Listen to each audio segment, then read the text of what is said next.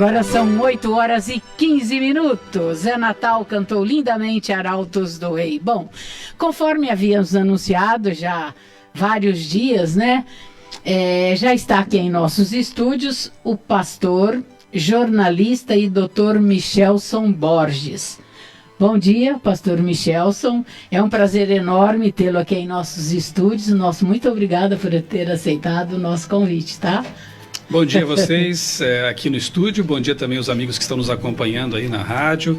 Eu até, para mim, de certa forma, é uma viagem no tempo, né? Porque eu comecei trabalhando em meu ministério lá em Santa Catarina, na Escola Adventista e na Rádio Novo Tempo. Olha na época ainda recém-inaugurada, né? Isso já faz 25 anos, né? Então, sempre que eu tenho a oportunidade de estar num estúdio de rádio, para mim é uma grande alegria, ainda mais acompanhado de pessoas tão abençoadas como vocês. Que bom. Acompanhe o pastor Michelson, o engenheiro André Baricordi, que está conosco todos os sábados aqui também, né, André? Apresentando temas sobre profecias. Bom dia, tudo bem? Bom dia, Magui. Bom dia ao ouvinte da Rádio Princesa nessa manhã de sábado. Hoje um pouquinho diferente com a presença do Michelson, né? Pois Michelson, ele é pastor, mas eu acho que não nessa ordem, né?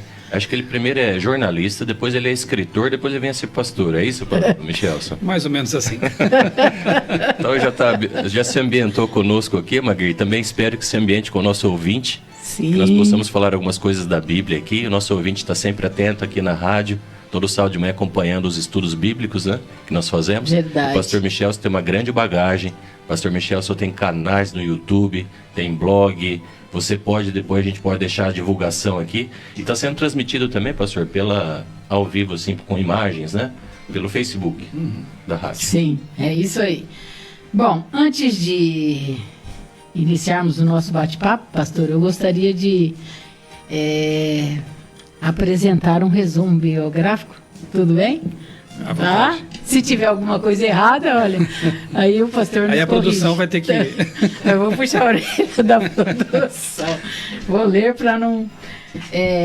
Michelson Borges é mestre em teologia pelo UNASP, São Paulo, Universidade da Igreja Adventista do Sétimo Dia.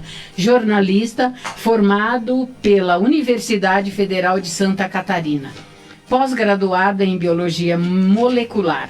Foi professor de História em Florianópolis e editor do jornal da Rádio Novo Tempo, daquela capital, onde também apresentava um programa de divulgação científica. É editor de livros na Casa Publicadora Brasileira, né, a CPB, na cidade de Tatuí, e autor dos livros A História da Vida, Porque Creio, Nos Bastidores da Mídia, Esperança para Você, da série Grandes Impérios e Civilizações, que é composta de 6 volumes, e do livro A Descoberta, em coautoria.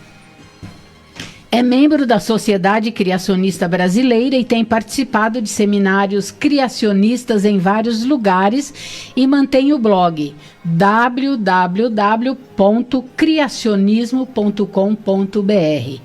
Casado com Débora Tatiane Martins Borges, coautora do e-book Deus nos Uniu e do livro Que Ele Viu na Grécia. Tem com ela 3 filhos, Giovana, Marcela e o filho Micael. Pastor Michelson vem de uma família católica. Sua mãe era muito devota e o levava à missa desde pequeno. Em sua casa tinha vários livros de ciência, enciclopédias interessantes e ilustradas que seu pai havia adquirido antes de seu nascimento e que despertaram um gosto pela ciência em Michelson. Inclusive, vamos ver depois, né? Seu nome vem de um desses livros. Em sua adolescência, enfrentou vários dilemas no qual procura respostas. E foi nessa busca por respostas que acabou encontrando o Adventismo e o criacionismo e assim, então, completando sua formação religiosa filosófica. Foi batizada em uma igreja adventista do Sétimo Dia na mesma época em que passou no vestibular para jornalismo. Sempre gostou de escrever e pesquisar. Reside hoje na cidade de Tatuí, estado de São Paulo. Bem, como já disse, pastor, me sinto muito feliz, privilegiada, tá, por ter sua presença conosco. e a presença do André também aqui. Pastor Michelson, iniciando aqui, pela sua biografia, nós vimos que o pastor, né, sua mãe o levava para assistir às missas, era um devoto católico, né? Participante, depois vi em algumas dos seus vídeos aí, não é? E que tinha em casa, conforme lemos, né, o seu pai tinha alguns livros de ciência. Ao estudá-lo, foi em busca de respostas e encontrou então o Adventismo. Como foi esse encontro? Foi através da Bíblia, através de alguma pessoa, através de algum livro, enfim. Fique à vontade, pastor. Primeiramente, Magui, parabéns aí à produção, né? Fizeram uma pesquisa, pelo jeito aí, foram a fundo, né? Tem só um detalhezinho que atualmente eu estou como editor da revista Vida e Saúde. Então, eu tinha visto em outro lugar e acabei esquecendo. Trabalhei com livros, né? Com edição de livros também na CPB. Só para os nossos amigos se situarem, a CPB, a Casa Publicadora Brasileira, é uma das 60 editoras adventistas do mundo, né? Hoje, graças a Deus, assim, ela é a maior editora das editoras adventistas. Nós temos ali um parque gráfico bem grande, cerca de 600 funcionários, em Tatuí, fica ali, né? E nós publicamos, então, para a América do Sul de fala portuguesa. Temos também uma editora na Argentina que publica para todos os demais países da América do Sul, os hispanos, né? Então é uma alegria, um prazer, um privilégio trabalhar ali já há 24 anos, indo para 25 anos, né? Que bênção. E atualmente, como eu disse, eu trabalho com a revista Vida e Saúde, que é a mais antiga publicação de saúde preventiva, sendo publicada ininterruptamente desde 39 aqui no Brasil. Então é uma alegria também, um privilégio estar ali à frente dessa publicação, a Vida e Saúde. Bem, como foi dito aí nessa biografia, né? Eu de fato nasci no lar católico e agradeço a Deus, né, essa formação religiosa desde a minha infância. Minha mãe sempre nos levava à missa, nos ensinou a rezar, né, em casa. Então essa base inicial assim foi uma bênção, nunca deixei de reconhecer isso. Com 15 anos eu passei a participar de grupo de jovens católico, cheguei a ser presidente de um desses grupos, pastorais, como pastoral da comunicação, pastoral da juventude, né, fui bem envolvido nisso aí. Mas por volta dos 17 para 18 anos, eu comecei a ter umas dúvidas, assim, existenciais, digamos, né? Algo meio comum na adolescência, mas eu acabei adicionando mais problemas ainda ao me aprofundar na questão do evolucionismo, origem do universo, da vida. E meu pai tinha, assim, em casa uma enciclopédia bem interessante chamada Ciência Ilustrada. Até guardei alguns volumes, tenho comigo, né, como lembrança, recordação. Eu folheava aquilo tudo lá e ficava sempre assim muito empolgado. Com 15 anos eu comprei num sebo um livro do Carl Sagan. Quem gosta de ciência aí deve reconhecer esse nome, né? Um grande divulgador de ciência norte-americano, falecido já, né? Astrônomo. E devorei esse livro, né? Fiquei mais ainda apaixonado pela ciência, por astronomia, biologia, essas áreas aí. Só que todos de cunho evolucionista, né? Que ensinam que o universo ele surge, o ser humano seria o resultado de processos evolutivos casuais, né? Seleção natural, mutações aleatórias. Seríamos uma espécie de macacos pelados, como dizem alguns, né? Animais racionais, meramente isso. E eu confesso que ali, para aproximando dos 18 anos, eu comecei a encontrar inconsistências nessas ideias, né? Eu era um religioso, um jovem religioso, mas aprendi que o evolucionismo seria a resposta, né, para a origem de tudo, mas eu não conseguia encontrar coerência. Eu observava o universo tão bem organizado, né, com leis constantes, finamente ajustadas, né? Tudo revelava propósito, ordem, desígnio, design, mas não era o que eu via nos livros, né? Nos documentários, nas revistas que eu lia, né? Falava assim, acaso, aleatoriedade, não fazia sentido isso. Então eu entrei numa fase de ceticismo, de dúvidas, não cheguei a ser ateu propriamente, né? Mas talvez se eu continuasse um pouco mais esse caminho, eu me tornasse um agnóstico, alguma coisa assim, né? Mas então no ensino médio, eu estava cursando Química, no ensino médio, uma preparação já para, quem sabe, ingressar numa faculdade de Biologia, alguma coisa assim, que eu pensava fazer. Eu conheci um jovem criacionista. Nunca tinha ouvido falar nesse negócio, né? Criacionismo, né? Olha. Um jovem criacionista que cria diferente. Ele pensava, como pensa até hoje, né? Que o universo foi planejado, foi criado por um Deus Todo-Poderoso, que a vida foi projetada, né? Que na verdade o acaso não é a resposta, mas sim a intencionalidade, o design o intencional, inteligente, o propósito, né? Tudo havia um propósito. E aí, como eu percebi que esse jovem tinha muito conhecimento, inclusive conseguia compatibilizar bem a Bíblia com a ciência, eu fiquei fascinado com isso. Porque eu sempre respeitei a Bíblia, mesmo antes, né? Pastor, mas parece que as pessoas hoje leem a Bíblia e elas consideram a Bíblia apenas um livrinho de aconselhamentos, de orientação. Seria isso mesmo? Assim, o senhor pode continuar a fala, mas as pessoas têm essas dúvidas, a gente vai batendo um papo aí, as pessoas são curiosas. E a Bíblia? O que é a Bíblia, não é? Esse seu comentário é muito importante e se insere nesse contexto, né? Porque até então eu achava que a gente tinha que separar as coisas, tá? Eu, católico, né, líder da igreja ali, cheguei até a passar uma fase num seminário pensando em ser padre, né? Enfim, só para... O senhor tem irmão, alguém que é da família, que é padre, me parece? Não. Então tá. Tenho 2 irmãs. Tá. É de alguém que eu ouvi que era. Certo. E aí eu separava as coisas. Bom, a origem, a ciência, achando que o evolucionismo, macroevolução seria ciência. Hoje eu sei que é filosofia humana, né? Existem aspectos válidos no evolucionismo? Existem, claro. Seleção natural, por exemplo, é né? Fato. Mas não explica a origem. Explica a diversificação das espécies, né?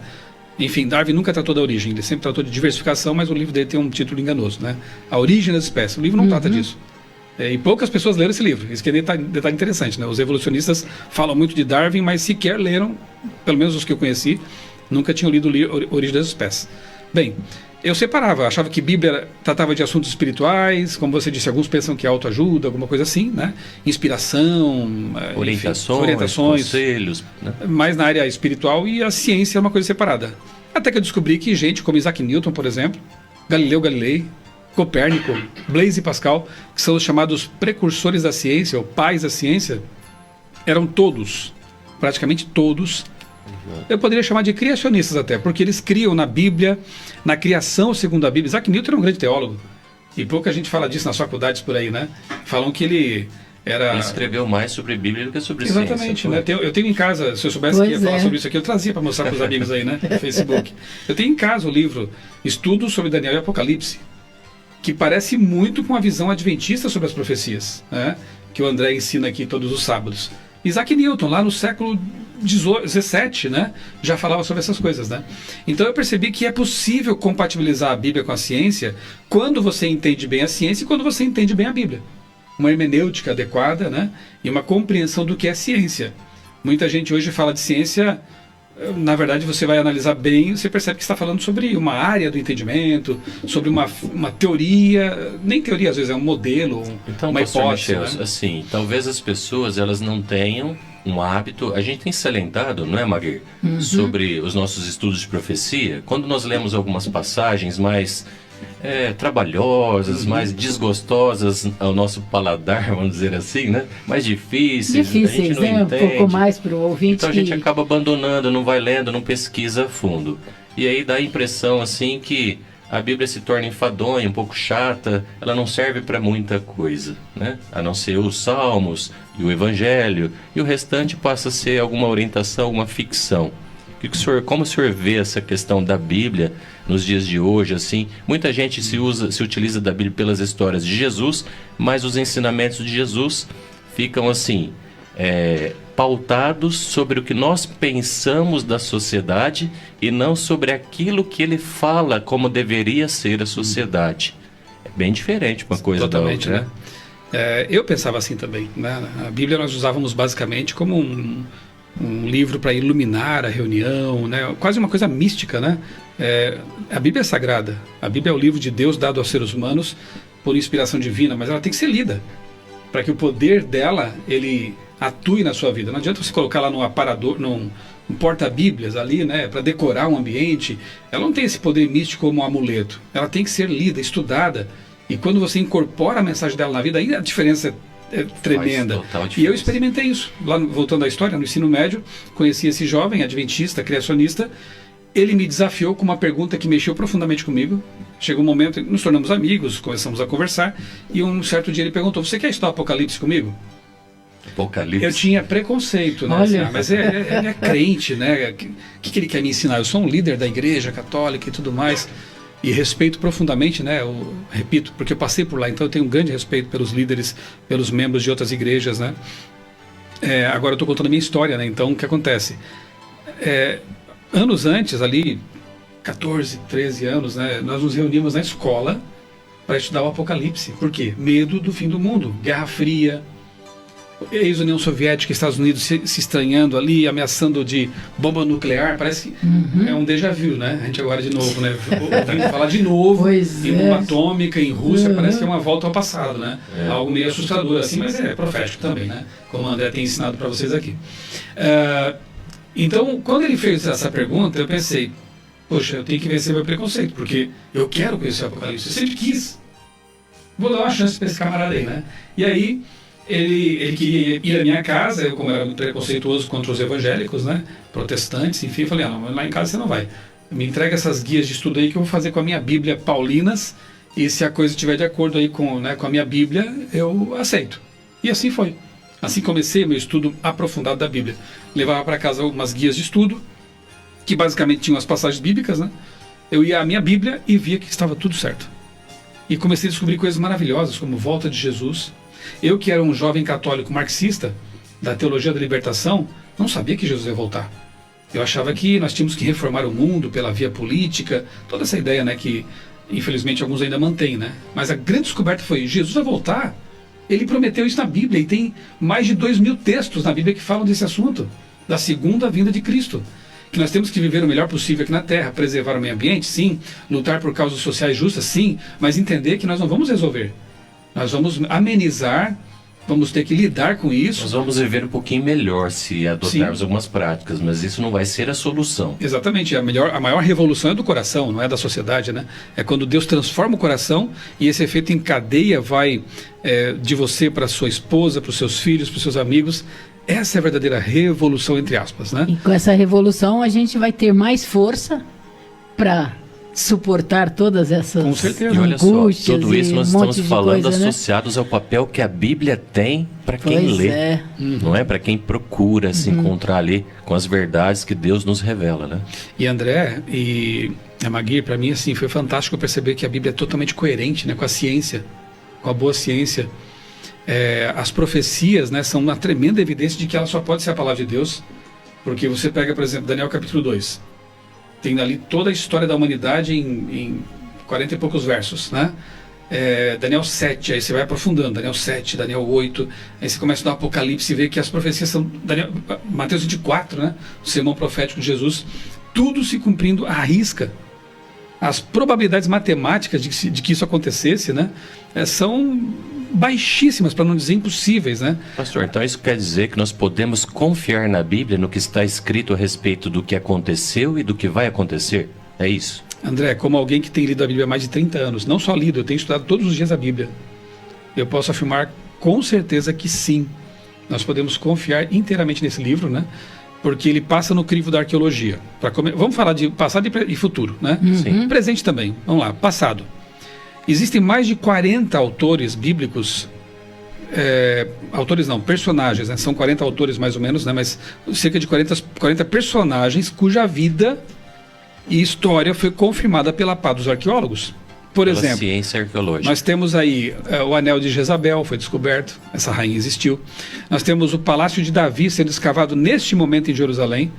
E os críticos diziam antes que Davi nunca tinha existido, ou se existiu foi talvez um líder de um bando lá naquela região. Ele foi rei, né? Foi um rei, o palácio está lá sendo escavado. Os manuscritos do Mar Morto que provaram a confiabilidade do texto, o texto que chegou até nós hoje, embora estou aqui com a minha Bíblia, né? Para os amigos que estão em casa, aqui está, logicamente que está traduzida para o português, mas o texto no qual ela se baseia, do qual foi traduzida, não é se baseia, foi traduzida, hebraico, Antigo Testamento e grego, Novo Testamento, algumas partes em aramaico, o Antigo Testamento foi confirmado como tendo sobrevivido sem alterações ao longo dos séculos, porque isso foram cópias e cópias, né? E cópias, né? A gente encontra vários manuscritos e todos eles falam basicamente do mesmo texto, isso, né? É um milagre, né? Você tem mais de 5.000 manuscritos no Novo Testamento. Não há nenhuma contradição, né? Eles convergem, né? Você tem os manuscritos do Mar Morto que são lá de 200 e poucos anos antes de Cristo. E você compara com o texto da versão mais antiga até a época dessa descoberta, em 47, que era o Códice Vaticanus, né? Que é do ano 900. Mais de 1000 anos de intervalo, você vai comparar os dois textos e eles estão em harmonia. Só esclarecendo aqui, pastor, quando a gente fala esses nomes, não quer dizer que foi produzido pelo Vaticano, não é? É que ele é guardado no Museu do Vaticano isso, hoje. então, né? assim, ele foi nomeado assim, Sim. mas ele foi encontrado, casualmente encontrado, pesquisado ali, e então se batizou o nome dele dessa forma, né? É Só bem pra lembrado, gente- sim, né? Então, assim, do ponto de vista da arqueologia, para resumir, porque tem muitos e muitos achados, no meu blog criacionismo.com.br ou no outraleitura.com.br, eu mantenho esses dois blogs, tem uma seção chamada Arqueologia Bíblica. É só você clicar lá, você vai encontrar inúmeros, né? Quando eu vou me deparando com essas descobertas, eu vou salvando ali, publicando ali, para ficar como um banco de dados. Inúmeros achados de fragmentos de textos, Ou seja, confirma a Bíblia, jarros, todas moedas. essas evidências, Sim. né? Confirmam as histórias que estão na Bíblia. Eu diria que é o livro antigo, o documento antigo mais confirmado por descobertas arqueológicas que nós temos. Você pode, por exemplo, pegar a Odisseia de Homero, você pode pegar outros tratados antigos, há pouco respaldo arqueológico, né? A história dos Césares de Roma é cheio de buracos, você não tem comprovações e ninguém duvida, né, que eles existiram, né, aqueles imperadores, né? A Bíblia, por outro lado, ela é tão confirmada pela arqueologia e tem pessoas que ainda duvidam dela. Bom, isso é o passado. Presente. No presente eu posso mencionar, quem sabe, o poder transformador de vidas. Eu já estive em locais assim, né? Já entrevistei como repórter bandidos de alta periculosidade que foram transformados pela Bíblia e hoje são pessoas de bem. Por exemplo, tem um enfermeiro do Hospital Adventista de São Paulo que me, inclusive, recebeu lá quando eu fui passar por um procedimento cirúrgico. Um homem de Deus, manso, vai de quarto em quarto orando com os pacientes e ele foi um dos presidiários do Carandiru.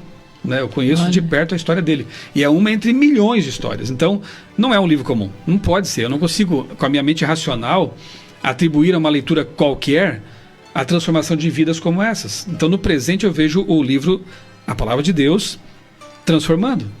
Você que está em casa, se você abrir a Bíblia, começa, quem sabe, por Mateus, né? Os Evangelhos.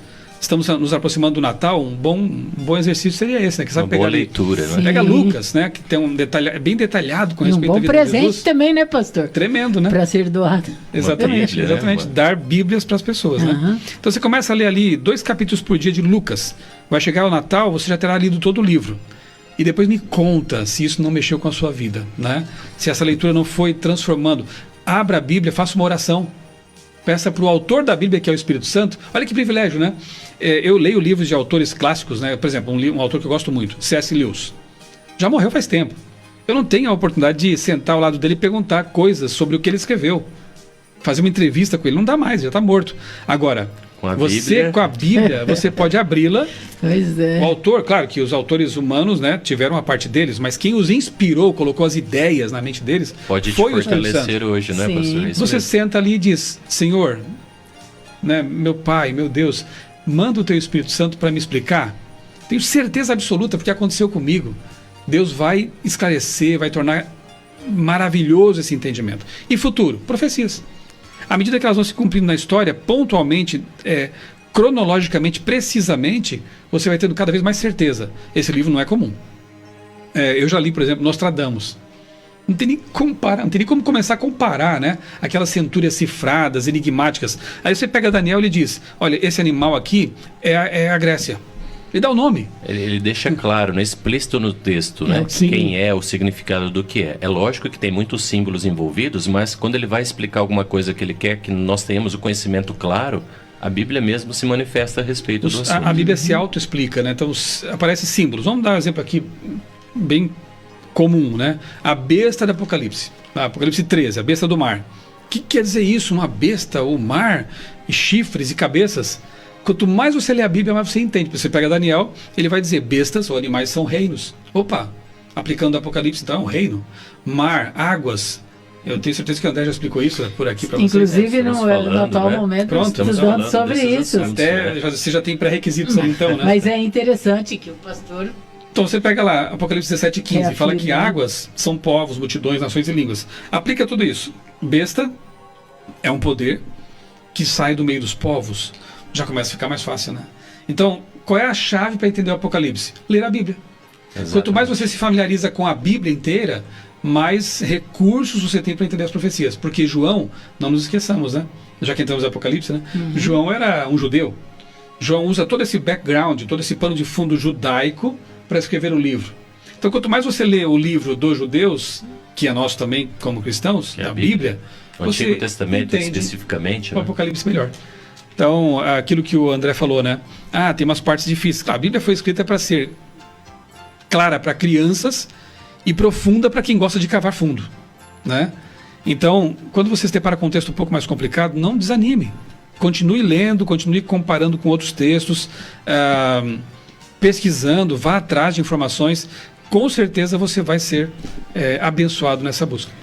Pastor Michelson, nós estamos vivendo momentos difíceis, como o pastor já disse, né? Guerras e confusões e um monte de coisas, né? Desentendimento até mesmo entre famílias e sei lá, tantas coisas tão difíceis, né? Nosso país, principalmente, o nosso mundo, enfim. Qual é a esperança que a Bíblia nos traz neste momento? Já que estamos falando de Bíblia, né? Sim, sim. Eu poderia usar inúmeros textos, né, que falam de esperança, mas eu vou usar o primeiro que me ocorreu. O primeiro que me veio à mente, né, que é Apocalipse 21. Quando depois, claro, isso aqui demandaria um tempo bom para a gente estudar. Né? Teríamos que ter muito tempo. Exatamente, né? Mas eu vou aqui tempo, ao né? ponto. Mas né? vamos lá. Passada a volta de Cristo, não sabemos quando vai ser. A Bíblia diz que ninguém sabe o dia nem a hora desse acontecimento. E que bom que é assim, porque a gente mantém a expectativa todos os dias. Eu quero estar pronto hoje, hoje e hoje, sempre, para a volta de Jesus ou para a minha eventual morte. Né? Se eu morrer amanhã, hoje mesmo, que eu esteja em paz com Deus e preparado para a ressurreição final quando Jesus voltar. Né? Então Jesus volta, passam-se 1000 anos, isso aqui está no Apocalipse capítulo 20, a explicação desse milênio, e após os 1000 anos, que eu não vou detalhar aqui, mas você pode pesquisar, em meu canal eu tenho vários estudos bíblicos, lá no Michelson Borges no YouTube, né? Se você procurar lá milênio, você vai encontrar um estudo sobre isso. Então passam-se 1000 anos, acontece isso aqui, ó. E vi novo céu e nova terra, João escreveu, né? Vendo lá o futuro distante, né? Pois o primeiro céu e a primeira terra passaram.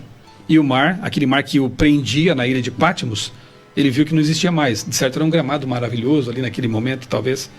Vi também a cidade santa, Nova Jerusalém, que descia do céu da parte de Deus, preparada como noiva, enfeitada para seu marido, seu noivo.